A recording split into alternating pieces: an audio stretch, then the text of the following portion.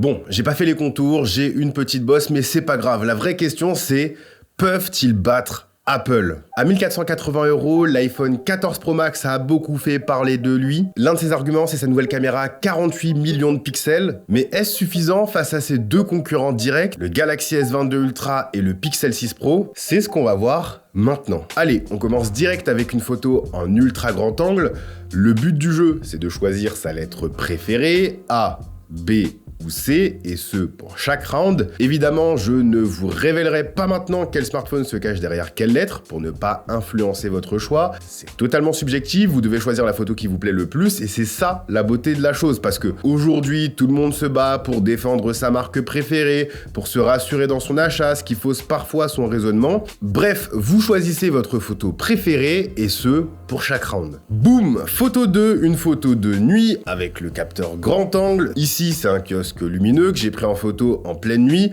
Autant dire que c'est un exercice super difficile pour les smartphones qui ont la lumière qui leur arrive en pleine face et l'arrière-plan qui est peu éclairé. C'est vraiment là qu'on va pouvoir voir la qualité des algorithmes, des capteurs, des lentilles utilisées par chaque constructeur. Est-ce que vous préférez les photos avec une exposition plus naturelle ou est-ce que vous préférez quelque chose qui vous permet de mieux voir la nuit? Choisissez votre lettre préférée, A, B ou C, et on passe à la photo suivante. On passe sur du zoom x2 cette fois-ci, et vous allez me dire qu'aucun des trois smartphones ne propose de zoom optique x2 avec une lentille dédiée, et c'est vrai, ça sera forcément du zoom numérique, mais qui aura la meilleure qualité? Samsung, Google ou Apple? En parlant d'Apple, ils ont cherché une solution, recadrée dans les 12 millions de pixels du milieu du capteur, de 48 millions de pixels, pour proposer un zoom x2 de qualité optique. Je sais pas du tout si ça se verra comparé à ses concurrents. Je vais zoomer dans l'image, comme ça on verra un petit peu plus les détails. Je vous les affiche aussi côte à côte, comme ça vous pourrez comparer. Et si vous êtes prêts, on passe à la photo suivante. Photo selfie dans ma voiture. On est dans une situation de luminosité intérieure, mais il y a quand même le soleil qui tape à travers les fenêtres et qui apporte un petit peu de lumière. L'iPhone 14 Pro Max a amélioré sa caméra selfie avec une ouverture qui est plus grande, et puis surtout il y a l'arrivée de l'autofocus, de la mise au point automatique. Donc là,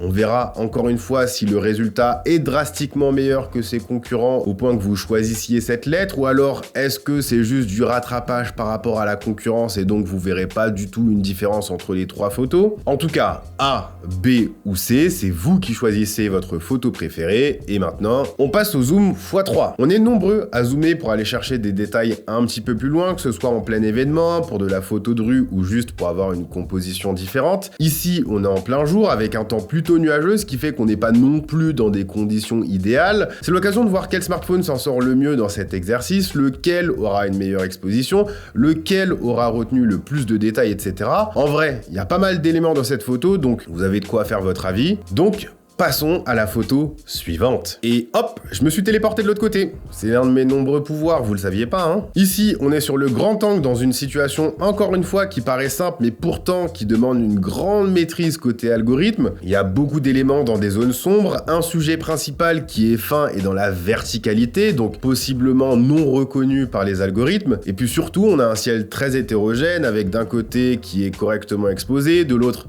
qui est surexposé. En tout cas, si vous avez fait votre choix entre la lettre A, B ou C, et on passe au mode portrait. J'ai tenté d'avoir le même cadrage pour les trois smartphones. Le mode portrait, c'est toujours délicat car les smartphones tentent de simuler le flou et l'effet de profondeur des caméras dédiées qui ont des capteurs et des optiques beaucoup plus grosses. Du coup, les algorithmes détectent et découpent le sujet principal et appliquent un flou artificiel en arrière-plan pour simuler l'effet. Selon les constructeurs, le découpage est plus ou moins réussi et le flou progressif est effectué ou pas. On va dire que plus on avance dans le temps, mieux les smartphones s'en sortent pour cet exercice, mais on peut quand même voir des différences de choix chez chaque constructeur, donc prenez le temps de regarder les images, faites pause si vous voulez, et si vous êtes prêts, on peut passer à la photo suivante. Ici, c'est encore un mode portrait, mais cette fois-ci en selfie de nuit. C'est un exercice encore plus difficile que le mode portrait classique, puisque d'un côté, on a une faible luminosité, donc forcément, il faut déjà que la photo sorte de bonne qualité, ou en tout cas,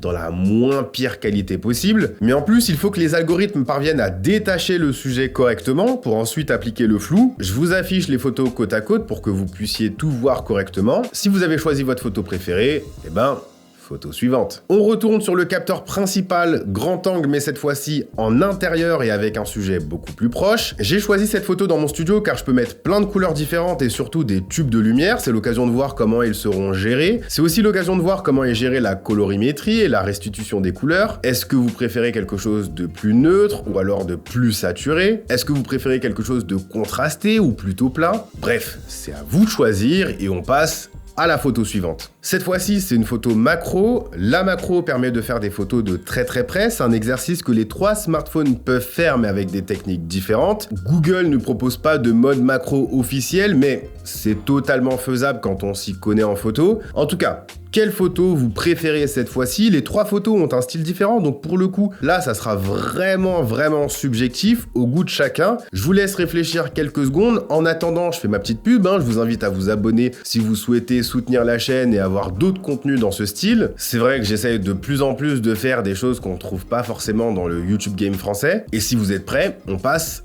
à l'avant-dernière photo. Allez, on est en ultra grand angle de nuit. Apple a promis des grosses améliorations côté photo de nuit avec cette focale. À la fin, vous saurez si vous avez choisi Apple ou pas du tout. En tout cas, les 2 autres smartphones aussi proposent des modes nuit efficaces en ultra grand angle. Donc, c'est l'occasion de voir quel smartphone se sort le mieux dans cet exercice. Faut voir quel smartphone a réussi à restituer correctement la scène, l'ambiance, l'exposition, etc.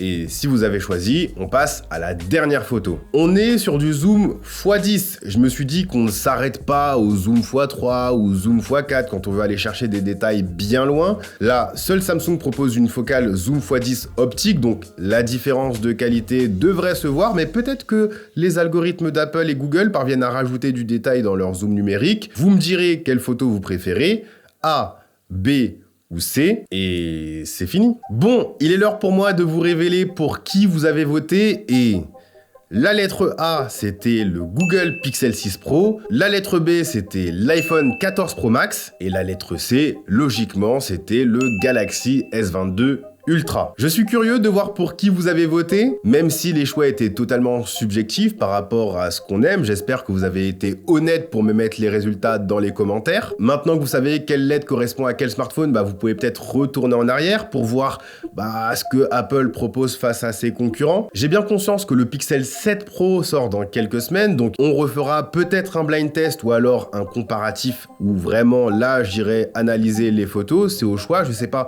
lequel des formats est plus divertissant pour vous. En tout cas, si vous avez aimé cette vidéo, je vous invite à la partager à vos proches pour qu'ils essayent, à la liker, à lâcher un petit commentaire d'encouragement, ça aide la vidéo et la chaîne. Quant à moi, je vous dis à la prochaine, prenez soin de vous, peace.